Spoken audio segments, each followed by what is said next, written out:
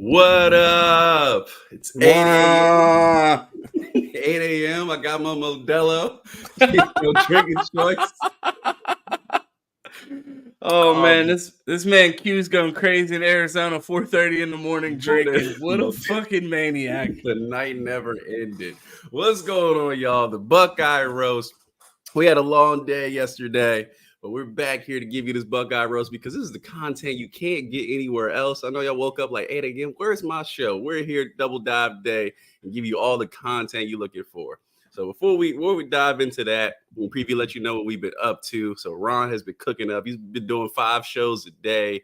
You know, they're about to hire him away from his current job and pay him $2 million They need to do shows for a living. It almost feels like it. But yeah, so we just finished up Bleacher Report. It'll be last night at this point. So make sure you definitely check out that World Marvin Harrison Jr. ranked all time. Obviously, that was a very fun show to do. A lot of y'all pulled up. So I appreciate y'all. Seeing y'all in the chat. C-Ball was in there early. Doreen was in there. So definitely do us all a favor. Go in there and fire that video. The more we are able to do things like that, the more we get out there, the more guests we're able to pull in. You know, it just puts us out there and gives us access to a lot more things. So you want more good content, especially guests in the morning. Anand came in here and he killed it, and y'all loved him. So exposure helps us get guys like him to come in the door and do great shows. So make sure y'all check that out. And it was fun. And obviously, me and Ron, we had a little different list. He disrespected the hell out of Terry Glenn. So make sure you get about that. But it was a lot of fun, Ron. You had a lot of fun doing it. I had a great time. It was funny because sometimes when we're on Bleacher Report, we have to remember, like, this isn't the best damn media YouTube platform, so we just can't say anything. And there was one awkward pause where we both looked at each other and almost started laughing because Q said something, and in my head, like, I'm in, like, full show go mode, and I'm like, what's the next line? What's the next joke? And Q said the line, and in my head, I'm like, real nigga shit. And I'm like, I can't say that right here. Come up with a new line, like, not here. So that was a super fun time. We went through, we gave our top 12 Ohio State wide receivers of all time, and then we projected Mar's stats out for the rest of the year, and then ranked him where we think he's going to finish all time. If he has a healthy season here at Ohio State and stays on the trajectory that he's able to have. So make sure that you tap in with that. That was super fun to do on Bleacher Report. When we first got that topic, we were like, I don't know about this one. And we started writing the show and had a blast doing it. So if you haven't had a chance to watch that, make sure you download that Bleacher Report app and find us in the Ohio State team stream. We had a good time yesterday ranking Ohio State great wide receivers.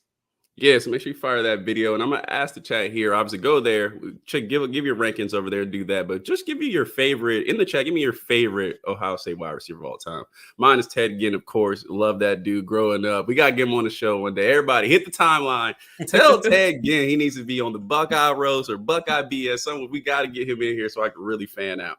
But most definitely, that's my favorite of all time. What about you, Ron? I'm going to have to give it to JSN just because when I saw him as a high school player, I was just like, this dude is going to be something special. Like, he's so dynamic in high school, the things that he was able to put on film, I was just like, I just can't wait to see this kid get here. And just because I watched him so much in high school and then saw what he was able to put on the field, and I feel like we were robbed a little bit of what could have been with JSN. So there's that little bit of mystery of how great could he have really been. So Yeah. I'm going to have to go with JSN there. It's a little bit more of a modern one, but that's who I'm going to go with. I think he's just like pure athleticism and the things that he's able to do, like adjust to the ball, his hands, like overall, just a great wide receiver. Yeah, the real reason is because he's light skinned. That's why Ron picked him. But all that stuff he just talked about, Do I'm I sure need to that turn down my front lighting, bro? I'm sure that weighs in there somewhere. Love for JSN. We gotta give it to. But yeah, man. So definitely we got a lot of stuff coming this week. Obviously, it's about to be Wednesday. So don't forget the Fans Edge, 6:30, 7:30 Eastern, 6:30 Central. So check that out. Dog's film review did numbers last week. He did a great job with that, breaking it down. And Ron spent a lot of time cutting up that video, getting it prepared. So just for Ron's work hours, make sure you tap in with that. He does a great job with it. It was definitely a good watch. So check it out. If you haven't seen last week, check that out too, man. Throw a like on that. What else we got coming? The show Saturday morning. We should have a pregame show with Big Chris Drew. And then Sunday, obviously, the flagship Buckeye BS with all of us after the big game. So you make sure you want to tune in for that. Oh, also, and we're doing the instant reaction. So if you any late night Buckeyes that are going to be up after the game and want to hear the Buckeye talk, I know the whole family's probably going to be quiet. Everybody's going to be telling you to shut up late after the game. So if you want to tune into some nonsense, tap into Mark Rogers TV for the Voice of College Football Ohio State channel. We'll be doing an instant post-game reaction on that channel as well. So tap in there. And Big Chris Drew is going to be with me on Bleacher Report on Thursday. So again, if you don't have that Bleacher Report app, make sure you tap in. I feel like we've been doing a ton of commercials. One last piece of housekeeping before we really dive in to the shenanigans of this episode. Make sure you like that video. If you're not subscribed, make sure you subscribe and hit that notification bell. We are almost at 5,000 subscribers. We are less than 80 people away from hitting 5,000, man. It was just, 2 months ago, people were making fun of us on the internet and said we only had 300 subs, and look at us now. So we're just hitting 5 at that point. Hitting 5, now we're hitting 5K. That's what I'm saying. Pray for the haters. Pray for the haters. So I want to jump right in. Speaking of the fucking haters, Robbie. Fuck Robbie. Oh, my God. Man, Robbie. So we are going to start off Notre Dame Hate Week by talking about the origins of our online beef with Notre Dame fans and a guy known as Robbie on Twitter. Q, you and Robbie have struck up a friendship over the past year now. Robbie now harasses you on the regular because you gave him your phone number like a crazy person. But set the stage for people. Let people know who Robbie is and about our origins of our beef, because the Best Damn Space was less than 3 months old at the time when we started our Notre Dame beef spaces. So let the people know how this beef started. That's actually a question. So I know it originally started with Space. I don't remember the exact first connection with Robbie, but if you don't know Robbie, he's a Notre Dame super fan, super crazy. Will talk to me about historical, how Notre Dame freed the slaves, how Notre Dame, fought Hitler. Like Notre Dame has all this historical context and all that good stuff. Good dude, man. I love chopping up with Robbie, but he is a crazed fan. So if you've had interaction with him, you probably hate the guy. He just calls me twice. If you're in our Discord and you're a known Ohio State fan, I'm sure he's probably attacked you in there. Just a crazed super fan. Yeah. He's beat me into submission to the point we have normal conversation now from time to time when he's not harassing me. But shout out to Robbie, love to do. But yeah, man. So basically, we got going at it on the timeline. We were looking at Notre Dame fans. We just used to battle it out in spaces, and obviously, a couple of them popped up, and Robbie had a podcast with a couple guys over there where they do their own show, and we kind of crossed paths there, and it was like, all right, y'all want to talk crazy, so let's do it. So we hashed it out on the timeline. We went at it. They came to our space, kind of beat them over there. We're like, all right, we'll do it. We'll do a home and home. Went to their space, argued over there, all getting up for the game week. So it was actually a pretty fun time. A lot of arguments. You buried the lead, man. We were supposed to do a home and home. They came over to our space. They ran because we was talking too much shit. You know how crazy you can get in the Best Damn Space. And then we go over to their space for the home and home. Man, they wasn't even trying to give us mics. Yeah, they wasn't. Bro, they was muting us like crazy. That. It was some straight bullshit. And then they just went missing on the timeline. Like Robbie and Q stay close, but man, I ain't seen a Notre Dame fan on the timeline until Michael popped back up about a month ago from hiding after we beat their ass in submission last year. So I want to talk about some of the pregame predictions that amped up this game so much last year, because one bet that I want to talk about that happened last year was, I mean, we were new to Twitter Spaces. We were new to the media scene. We were new to talking online. And, man, they got Cam going one night on the Spaces, and they convinced this man to bet plus 21. He bet Ohio State minus 21 against Notre Dame last year. I mean, we were giving out predictions like 52-10, 56-0, talking about how working Tyler Buckner, like we see how mid he was, and that's who we were playing against. We were like, man, we're going to go out there and beat their ass. The Buckeyes went on to win 21-10. And, man, was it a long week on Twitter that week? I mean, it felt like the first 2 weeks of this season, man. Everybody's telling us our team sucks. Our defense, our defense didn't give up any points in the second half. They played solid, but still, they had all the jokes in the world for us, and we saw how the Buckeyes ended up rebounding. So I just want to get your thoughts, Q. I know it's early in the week. Are you taming down your predictions this year, or are you fucking ramping it back up like we're dropping a 50 burger on them again? See, I was in a good, and I think last year I thought I might have predicted us to win like 40, 45 to like 10 or something. I was like, we're gonna go in and strong, gonna throw all over you. We're gonna blow y'all out. This year I was probably a little more chill on that, but Robinson called me twice a day, every day, and I'm like, nah. Fuck that. We blow y'all the hell out. It's go. We right back to where we were last year, because I cannot deal with it. Well, first of all, if we lose this game, I might have to go to a remote island to get away from this man. So go win the game, first of all. I don't care what the score is. Please win. Since Robbie's a Notre Dame historian, I'm sure you know this statistic. When was the last time that Notre Dame beat the Buckeyes? Well, I was reminded now. It's in 1936. 1936, bro. The war wasn't even over yet. It's been so long since they've been. They don't want to play us, man. This is Robbie just talking crazy. But yeah, man. After last week, coming off that high, my prediction might get a little. I just think they don't have the skills to play with it. Like last year, I thought the same thing. So we're maybe closer than I think. But I just don't think they have the skills to run with us. The defense looks good. It looks solid. I see Marv out there, who we just talked about, going crazy last week. Omega going crazy. Carnell Tate in there with a TD. I'm like, man, we about to go blow it. What are we talking about? We got Chip, Trey, the gang. We about to blow these dudes out. So I'm predicting we win by like 20. I'll predict a 20-point win. Sheesh, 3 scores. That is crazy. Well, this show really isn't for predictions or previewing. We're really on here just talking shit because fuck Notre Dame, and why not? So, back into the show notes, talking about fuck Notre Dame, bro. This nigga's supposed to be a former Buckeye. Marcus Freeman, bro, has been talking spicy the past 2 years, bro. What is up with him? Bro, you're a Buckeye. Don't forget it, buddy. You're a Buckeye. First of all, Marcus Freeman, please take off those medium polos. You are too damn big for that. With the body paint on for every fucking game. Like, bro, we get it. You live. Like, the fuck? Like, you have, like, you're married. You got mad kids, bro. Like, get a looser shirt. What are we doing? Yeah, bro, all you doing is lifting and having kids. First of all, give your wife a break, first of all. Let her breathe. We get it. You're handsome. Y'all are a handsome couple. Bro.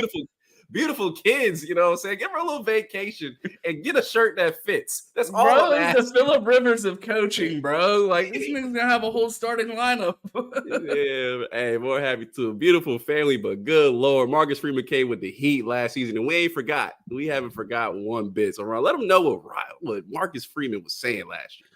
Bro, in the past 2 years, he's taken a couple shots at Ohio State. Like, number one, like, once a Buckeye, always a Buckeye? I thought so, you know what I mean? I just put out that fucking tweet about some of the greatest Buckeyes of all time. Quinn Ewers, Jamison Williams, Joe Burrow. Like, ever heard of them? Great. Buckeye legends.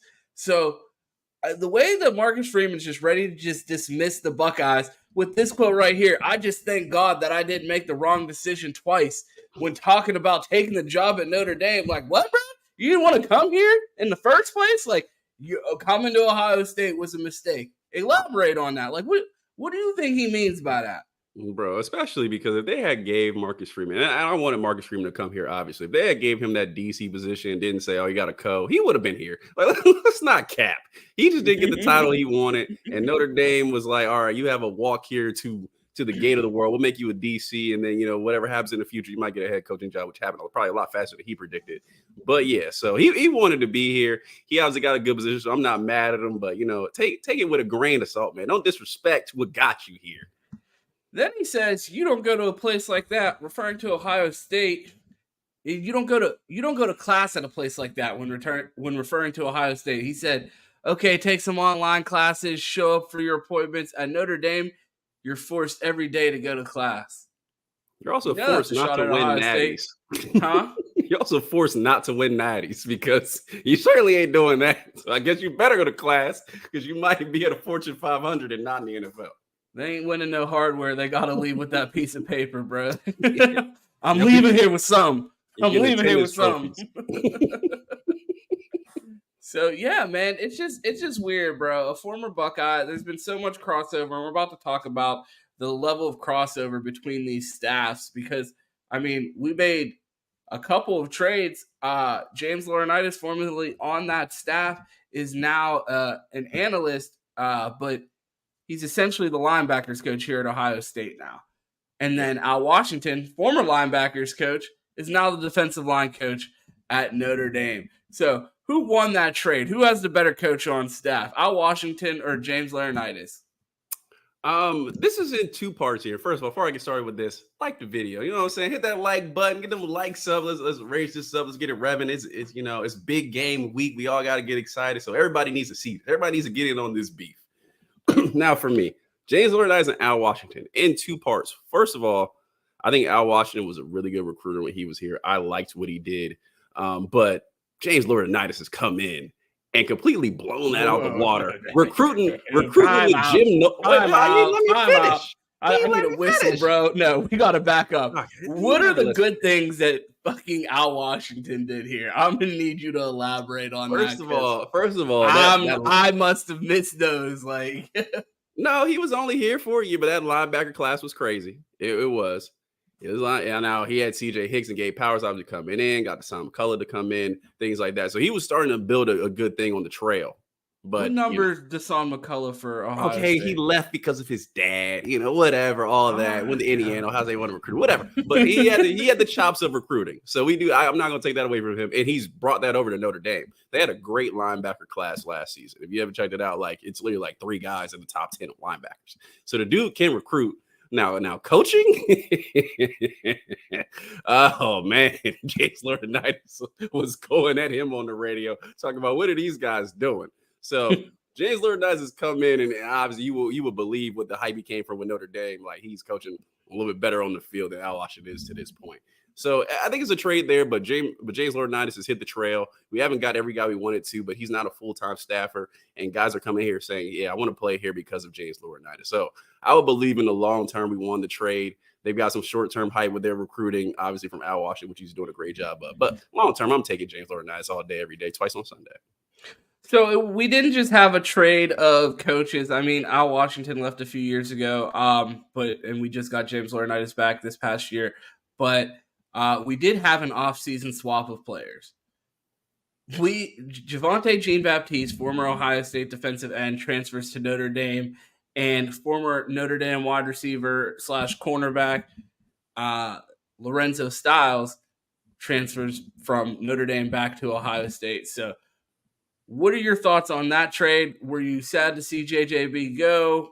What do you think that Lorenzo adds to this team? Just your overall thoughts on the swap of those 2 players. And the crazy thing about that is that JJB left after the season and was there for spring at Notre Dame, and Lorenzo was still practicing at corner. So those guys were actually teammates this spring before Lorenzo departed for Ohio State.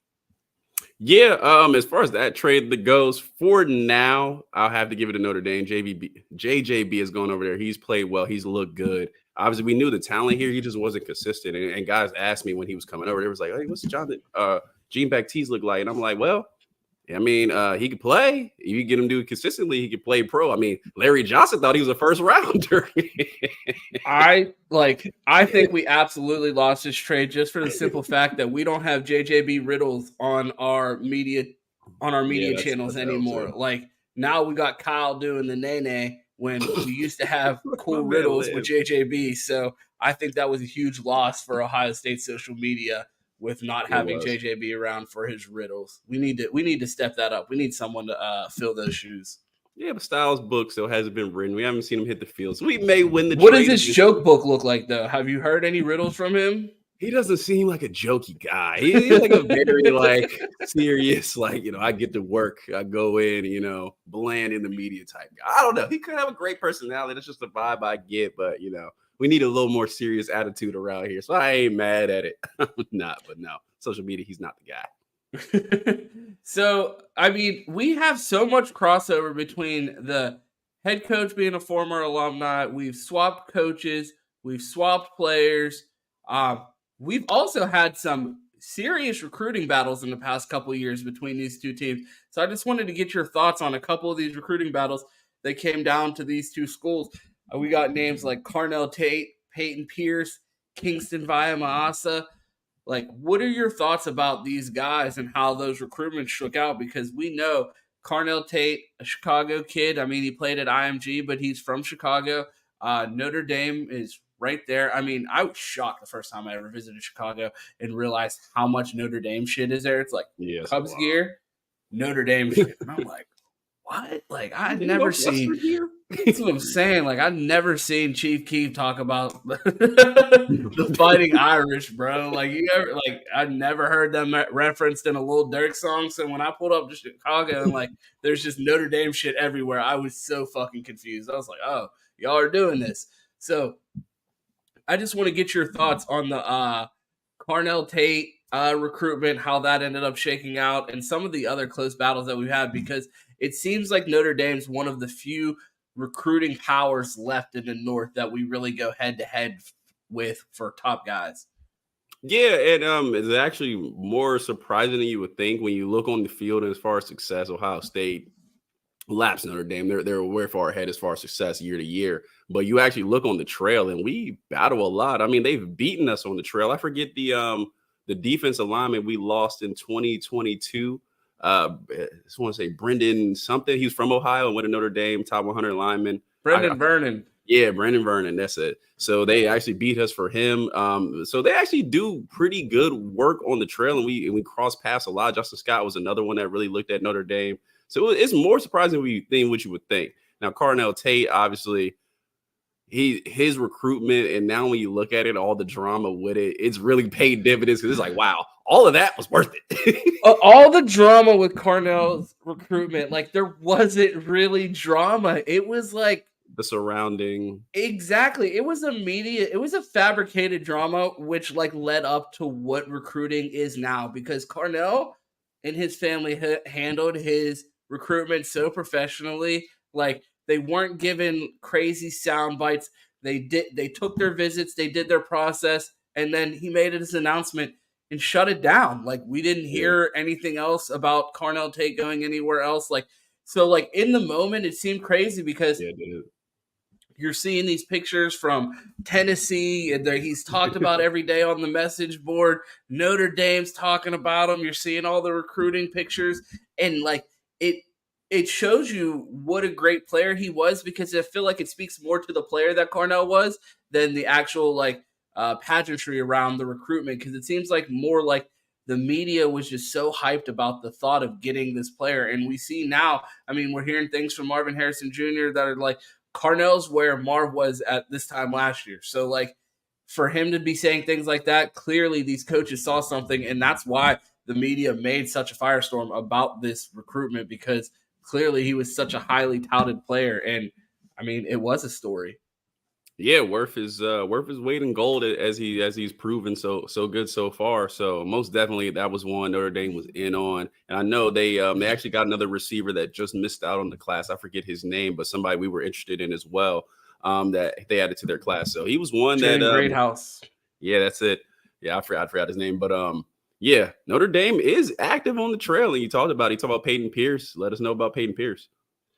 No, Peyton Pierce, another battle between Ohio State and Notre Dame. They thought it was a Notre Dame lean at first, and I mean, you could go back and find the recruiting pictures of Laurinaitis and Peyton Pierce together in their Notre Dame stuff, and Laurinaitis was able to land him and bring him to Ohio State. So the fact that he was able to build that relationship at Notre Dame and was strong enough to sway him to come to Ohio State, I think speaks to the level of relationships that Laurinaitis has been able to build, especially even not being one of the 10 assistants that's able to go out on the trail. So I think he's not as highly touted as some of the other linebackers that we went after. I know he's a big wrestling guy, and he missed a year of football, but overall, I mean, it just speaks to Laurinaitis' recruiting acumen, being able to pull that guy with him, and after establishing a relationship at another school. Yeah, no, 100%. And we talked about that trade earlier in the year. Laurinaitis is showing he can recruit guys that are interested in Ohio State because Laurinaitis is here. So that's all I need to hear going forward. And Peyton Pierce was his landmark, his big get to start off. So that campaign is now rolling with him. And we also had another linebacker on the list. Absolutely. KVA, it hasn't been all sunshine and roses for the Buckeyes. This is one that we thought we were getting. I mean, if you are a loyal Buckeye BS listener, I mean, we had him penciled into the class for a good while, especially for the month of July. We were like, oh, we got the KVA commitment. We thought we were going to be I think we might have done a live stream for that. I think we did do a live stream for KVA's commitment. But yeah, that was a shocker to Buckeye Nation. We thought that we had that one locked up, and seems like God made a last minute call there and locked that up for Notre Dame.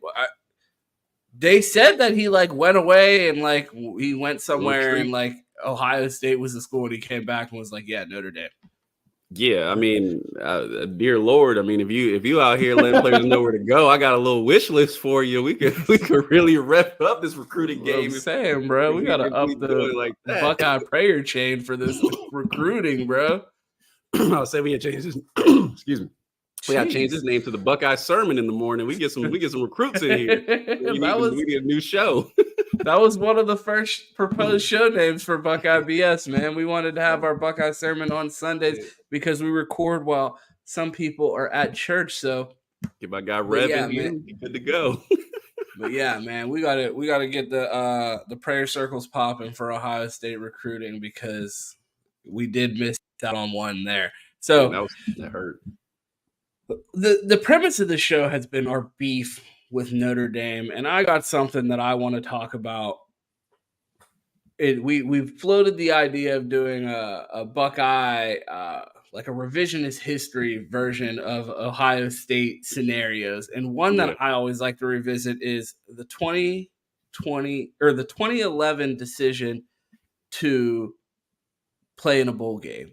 Because then that pushed our bowl ban back 1 year, which made us miss out on the national championship game. And Q, do you know off the top of your head who we would have played in that game? Notre Dame. We would have played Notre Dame and the Fighting Manti Te'os and all of their fake girlfriends.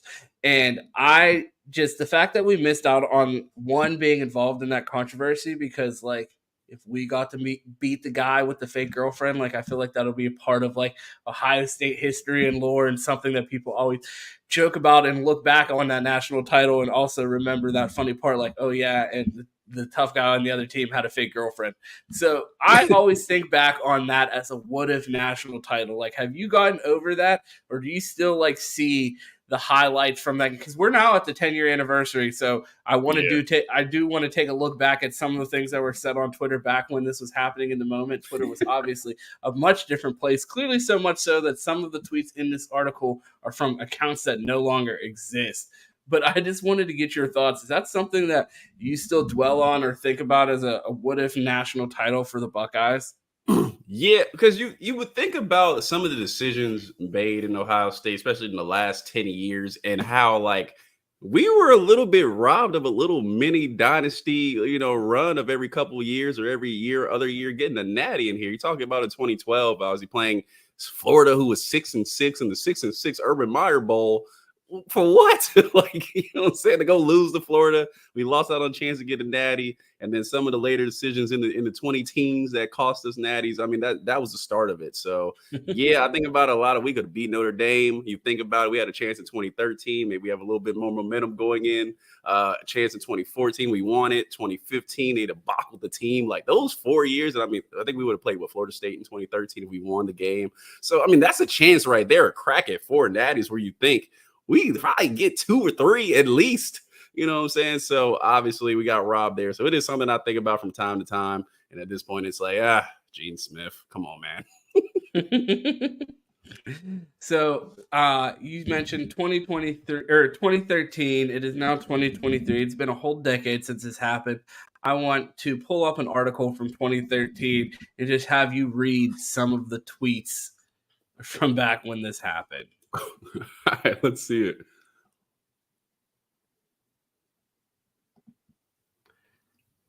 Alrighty. Here we go.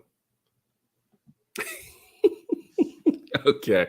These takeout jokes are all very funny, but let's all try to remember that the person who never existed is dead.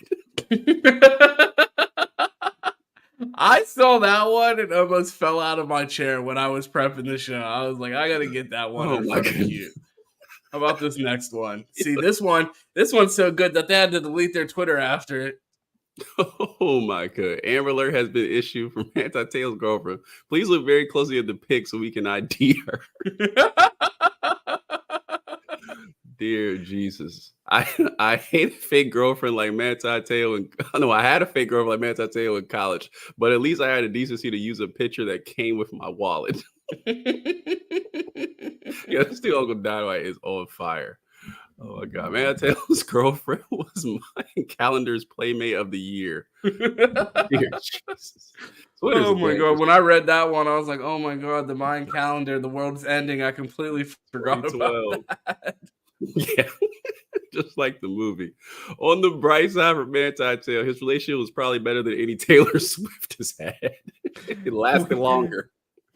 And here's my last one, and I can't believe this person deleted their account after this one. All right. H.J. McCarron's girlfriend will be featured on SI Swimsuit Edition. Manti Te'o's girlfriend will be featured on Mythbusters. Man, this is such later. I mean, some of those still hold up. Yeah, it's like, oh man, oh, classic ties, man. That's too. Yeah, Twitter is an unforgiving place. Absolutely. It's sad to see that some Twitter legends, because clearly, man, if you were putting heat on Twitter so much that you were making ABC News articles, like clearly you were a legendary tweeter. So rest in peace to some of those accounts that we've since lost since those great tweets a decade ago. Bring them back. Pour one out, Q. Pour a little bit on your dad's office floor for right on the keyboard. Yeah, right on the keyboard. So we're almost towards the end of the show here. But before we get out of here, this is Notre Dame Hate Week. We've talked about the origins of our hate, but we really want to get into the nitty-gritty of why we hate Notre Dame. So we put together a top 5 list, like super original idea on a sports show. We're going to do a list. And so we have our top 5 things we hate about Notre Dame. So let us know in the chat who has the better list. We're going to go from 5 down to 1. Q, we'll start with you, and we'll go back and forth until we get through all 5 of our reasons why we hate Notre Dame. So let's spark this hate week off, and let me know your top 5 reasons why you hate Notre Dame. Start with 5, and then I'll give my 5th. Okay. All right. So first of all, everybody in the chat, drop your top. Give me a top 3 reasons why you hate Notre Dame. I'm sure you come up with 3. So give me your top 3 reasons why you hate them. We'll definitely check those out. So me, I'll start. Actually, you want to let me go 5 to 1. So I guess I'll bring it back. So first of all, yeah, actually, it's probably good. That's good the way I have it. We're going to 5 and work our way down. You go 5, then I'll go 5, and we'll go back and forth. All right. So probably the 5th most reason is their administration, and I put that number 1 on mine. But it's probably the 5th because I don't know what they be on with some of their decisions. No, the whole, and I blame them for running from the Big Ten for so long. That's who I put it on. What are we doing? Like, like really, like we try to make bread over here. I'm trying to pull up to the Woody, and that joint look like the Tesla factory. And Notre Dame themselves is just blocking that by not coming to the Big Ten, running from the smoke. You can give me all the reasons, they try to join the Big Ten, and Robbie's gave me a whole history lesson why they're not the Big Ten. But you know what? It's hate week, so all that is nonsense. It's bullshit. Get it out of here. I hate the administration. I hate the way they move. They think they're better than everybody. Oh, we make prime coaching decisions. That's why coaches leave you and go to the bayou and get new accents. All right. Administration, pull it together. I don't want to hear none of this nonsense. Get your life together. Come to the Big Ten and let's do it from there. So administration is the number 5th reason why, or the 5th reason why I hate it. The number 5th. The number 5th. Yeah, there's definitely Sesame Street. Don't tune in here to learn how to count. Yeah, that Modelo's is hitting them hard at 4:30 in the morning. It's a t-shirt. My number 5 reason why I hate Notre Dame is academic prestige. And don't get me wrong, your boy went to school on a full academic scholarship. So yes, I'm here for the academics. But when we're talking about football, I don't want to fucking hear about it, okay? I don't want to hear about how hard it is to recruit because it's so hard to get in, man. If you don't go find 5 fucking nerds to balance whoever your defensive tackle is coming in, like, I don't care, bro. Figure it out. I don't want to hear about, oh, these kids can't get the test scores. Oh, man, we got to go to class, man. If you don't find that, man, they got note takers. They got tutors. They got study halls. They got everything, bro. I don't want to fucking hear it, bro. I'm sick of hearing about, oh, we missed out on this guy because he couldn't get into Notre Dame, or it's just so hard to recruit with our standards. Well, I don't fucking care, bro. Either find a way to get them or shut up, because at the end of the day, as a wise man once said, we didn't come here to play school. Like, we're not here to fucking play school. We're here to play football. If we're talking about a football conversation, don't bring up your fucking academics, because I promise you, bro, I do not care. 100%. Number 4. 100%. I gotta agree with that. I don't care how hard it is. Change rules. All right, that's all you got to do. Administration. But number 4, man, this is a little bit out of left field, but I thought this was fun. It was their appearance on the ESPN 30 for 30 Catholics versus Convicts. First of all, that whole line is crazy of Catholics versus racist, bro. Robbie talking about they fighting racism. There's some undertones on that. That is clearly questionable in that t-shirt, because that is a crazy bar. But just, man, and me and Cam talked about it. We used to argue with Miami fans in the space. We had all the respect in the world for y'all back in the day when y'all was really doing it, when they were actually good, and when they deserved to have 126 people listen to their team go 6-6 on Spaces every day. So I don't know how y'all do it now, because it is what it is. But yeah, man, just like the run Miami was on, and just like watching Notre Dame just come in and ruin it every day, it just messed them 30 for 30 for me. And I'm like, man, I don't like Notre Dame either. I feel y'all. Run it up. Beat the hell out of them. Forget the Catholics, man. So that is another reason why I don't like Notre Dame. For my number 4 reason, you touched on it in your number 5. Man, they are too pussy to join the Big Ten. And that's another problem that I have with them. Like, oh, we'll play basketball in the ACC where you get spanked. So I don't get that in the first place. Like, yeah, we'll come to the ACC and get shit on. Oh, we got a COVID year. I guess we'll play in the ACC. Man, if you don't come get this fucking money with the Big Ten, bro, and quit playing around, like, I just have no more, like, I have no more patience for them to, like, keep fucking around with, like, wanting to be an independent. Cool, be an independent and take less money then. If that's what you want, so be it. So, yeah. Reason number 4 why I hate Notre Dame, they won't join the Big Ten. Not just a conference. Join our conference. Come get smacked around on the regular. Yeah, all the rivalries is here. USC's coming over. Where legend has it, Miami may do an appearance eventually, maybe rumors. So all the stuff is here for them. The whole pie is here for them to join the Big Ten and have a great weekend week out. I don't need to see y'all playing Tennessee State, in week 2. Like, come on, man, get on this Big Ten schedule, get these non-conference games, and let's see what it really is. But no, I'm with you there 100%. So my number 3 reason I would have to say is their NBC deal. Like, why does Notre Dame have their own network of like? Is it just me? Are they Alabama? Do they need their own network? Are they winning natties every other year? Why am I seeing Notre Dame on NBC? Who's watching that? First of all, the game just looks slow. It looks like slow. It's in 3K. It's not even in 4K. Like, it's not even clear. The stadium don't even look. The stadium looked like it's still in 1980s. Like, that's what it looks like in there. I'm like, I don't even want to go there unless Ohio State's pulling up. It's the same people. Yeah, it's like it's like NCAA college football. It's the same fans sitting in the same seats every game. It's like, bro, why do they have their own TV deal? I don't get it. I don't know what NBC sees. I get it. Their alumni base is crazy. All this academia. We got scientists and doctors and business. No, I don't care about none of that, bro. I'm trying to see some good football, and every day I got to be interrupted by Notre Dame on NBC. So that's the number 3 reason why I hate it. My number 3 is their fans. And not just any, not any segment of their fan base, a specific segment of their fan base. Pittsburgh Notre Dame fans. Oh, man. I'm born and raised in Pittsburgh. Pittsburgh is a very, very Catholic city. There's a church like there is a McDonald's on every corner in the city of Pittsburgh. There's probably more abandoned churches than there are livable homes here. Like, there's just so many churches here. And Western Pennsylvania, and the amount of Notre Dame fans here is fucking disgusting. It truly is. It's sickening. And you have 4 programs to like choose from. Like, Ohio State's kind of right there. West Virginia's kind of right there. Pittsburgh is here. Penn State, like, how the fuck do you make it all the way to South Bend? Like, you know what? I really like what they're doing up there. Like, that boring ass shit, I love it.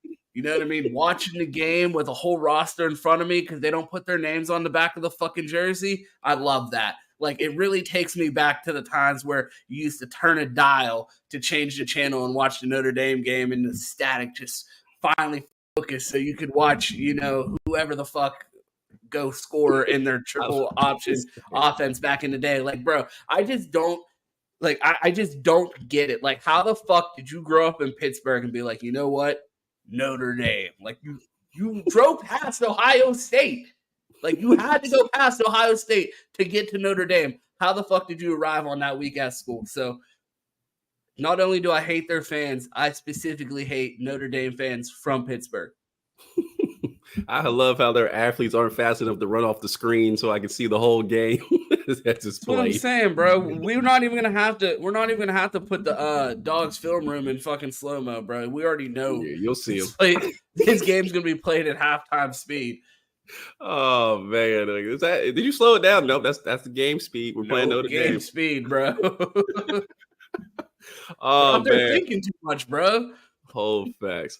So number 2 reasons why I hate Notre Dame: the prestige that comes with Notre Dame. Dear G, like, Notre Dame just reminds me of that kid. That's exactly it. You just said it there. You said, "Dear Jesus." That's where it comes from. Reminds me of that kid who always came to school with a Ralph Lauren polo, and his dad worked at some rich company, and he just annoyed the hell out of you. Like, oh yeah, my dad went to, he went to Notre Dame. He's Fortune 500 businessman and started his own business, and I'm gonna go to freaking Harvard after this. It's like, bro, it's so annoying, man.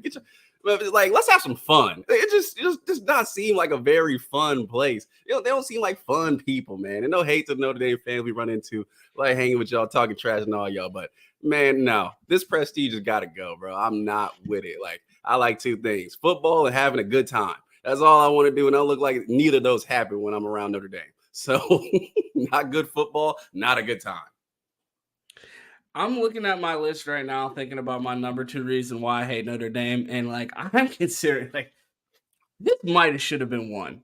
Like, this could have possibly been one, and now that we're here, I think it should have been, but we're gonna rock with it at 2. The movie Rudy, bro.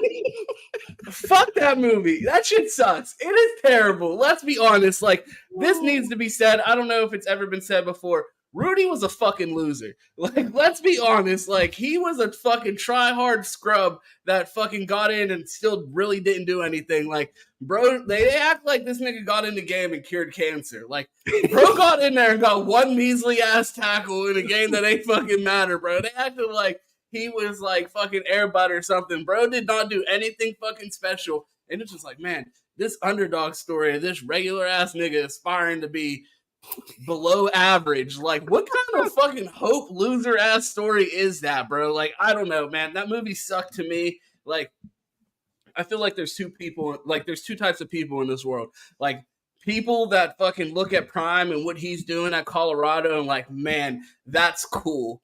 And then there's other motherfuckers that just could not relate to ever possibly being that cool, having that much swag, and they're like, you know what? This fucking movie, Rudy, really speaks to me. Like, I could be a weak ass nigga that might get one chance to be mid. Which I might have been offsides against Ball State. Like, bro, like, honestly, that's a loser ass movie to show to your kids. Like, bro, if you're pretty fucking mid, you could be average and waste your time, still not really accomplishing nothing. Like, bro, hit all of that to like for one fucking tackle, bro. If you don't hit campus and get some hoes and join a frat, like, what are you doing? You're wasting your time, bro. Hang it up, bro. Honestly, like, there's something about like playing football as an adult if you don't got a shot at the league. Like, at this point, like, you're honestly like, your knees are looking at you like, nigga, hang it up. Like, I'm done. I can't do this no more. Like, that, just the whole premise of that movie is goofiness. Yeah, fuck Rudy. No, I'm with you. I think I've only watched Rudy all the way through one time, and I was in class and had to watch it. And like, coming off a great, was your teacher a loser? Thinking back, yeah, bro, the teachers they have nowadays did not exist when I was. I don't get these hot ass 20, 22, 23-year-old teachers.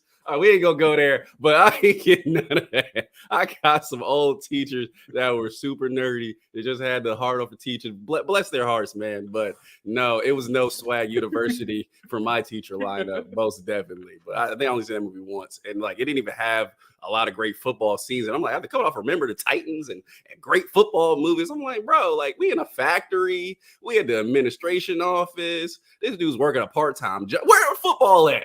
Like, where's football at? Like, you can see, like, I thought he was about to be a dog. Half the movie's about a factory worker. Yeah, I'm like, you in a factory, you got factory accidents. Like, ain't none of this got to do with football.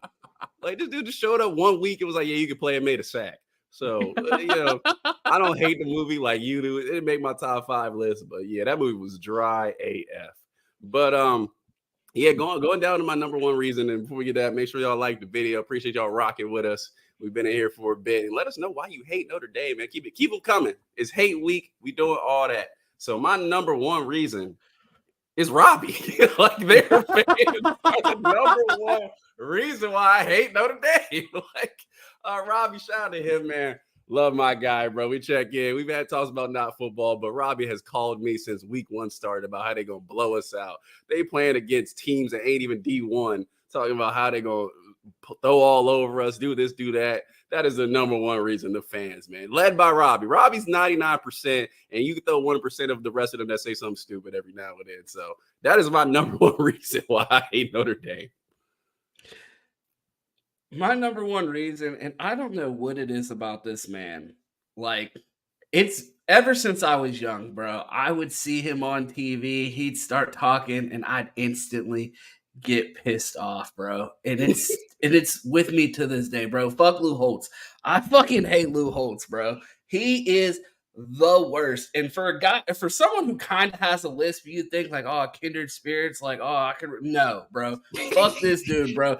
Get some denture glue for your fucking teeth, bro. They sound like they're about to slide out of your mouth every time you fucking talk, bro. His old ass with his awful fucking takes, bro. His dog whistling on the fucking national TV shows, bro. Get him the fuck off TV. No one wants to hear that shit. Shout out to the dude on the Pat McAfee show that does the greatest Lou Holtz impression in the world. But, like, I fucking hate Lou Holtz. Like, the only thing that I could possibly hate about Notre Dame more than Rudy is Lou Holtz. Like, bro was not that fucking special. And he's awful on the microphone, like just terrible. Like, it just takes me back to those college football final days where we had him and fucking hating ass. What's his name from Pitt? His name was just in my head. Dave Wanstead. No, not the coach, the one that Mark May. That's a hating ass Mark May. And Lou hosts the college football finals. Like, I just had his name in my head, Mark May. And I used to watch, and I'm like, yo, Ohio State, we won like 60-7 today. They gonna come in and rave about Ohio State. And these two hating ass niggas would just be like, oh, man, they played against the like, bro. Mark May still ain't got over when we blew Pitt out 72-0 with David Boston run the punt back with 10 men on the field. Like, he still ain't got it, bro. He's such a hater, bro. Like, college football final. Good Lord, I'm so glad they switched up the people on there because I used to watch all the time and I used to hate that.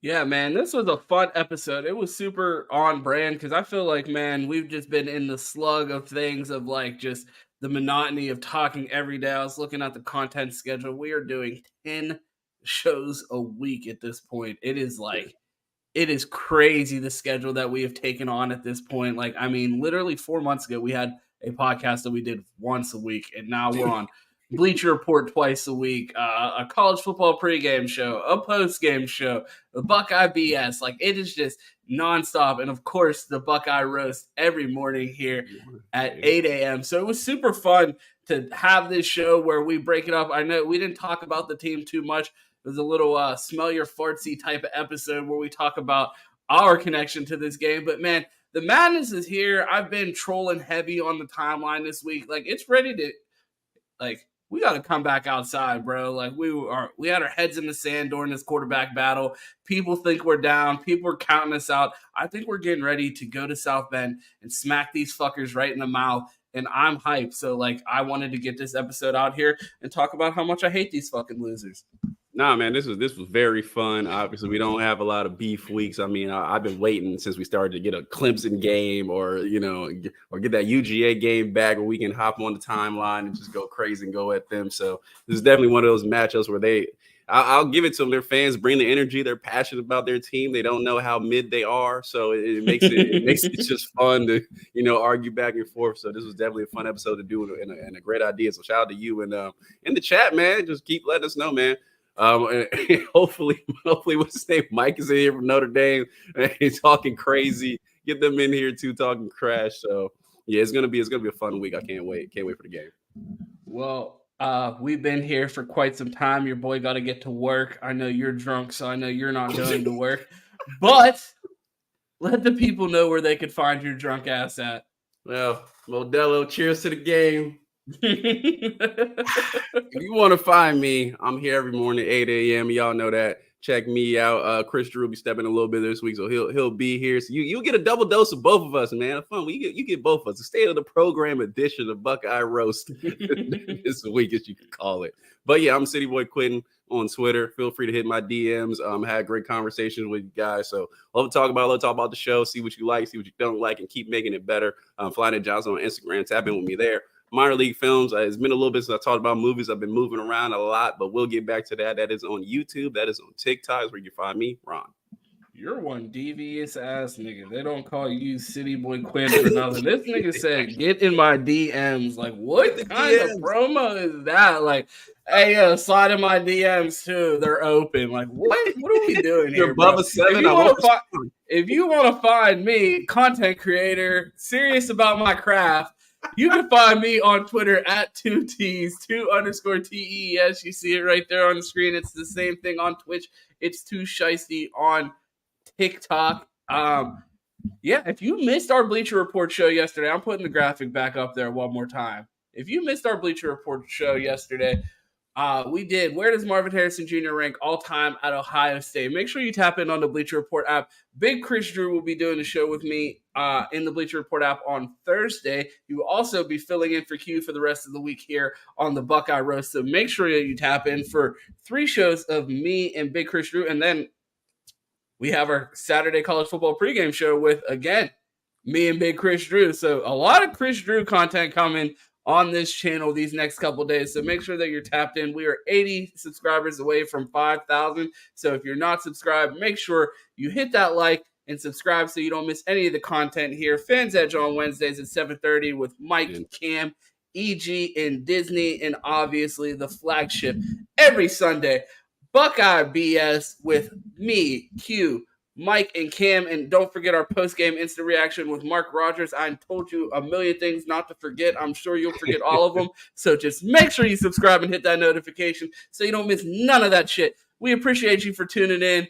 Good morning to everyone in OH. Ayo.